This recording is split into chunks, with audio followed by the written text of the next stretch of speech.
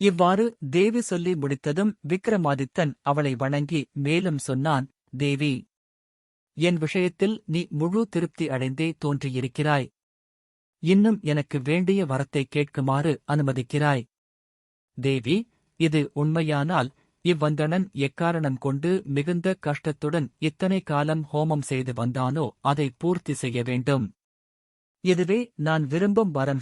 அவன் வரத்தைக் கேட்ட தேவி அளவில்லா ஆனந்தம் கொண்டவளாய், விக்கிரமா, நீ பெரிய மரத்தைப் போன்ற பரோபகாரி.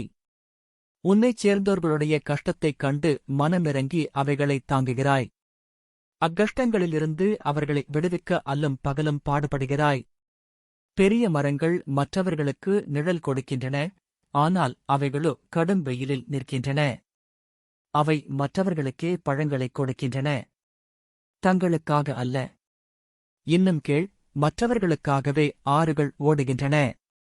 பசுக்கள் பால் கொடுக்கின்றன, மரங்கள் பழங்களை அளிக்கின்றன. அவ்விதமே உயர்குணமுள்ள பெரியோர்கள் தங்கள் சக்தியை மற்றவர்களுடைய நன்மைக்காகவே உபயோகிக்கின்றனர். இது உன் விஷயத்தில் வாஸ்தவமே.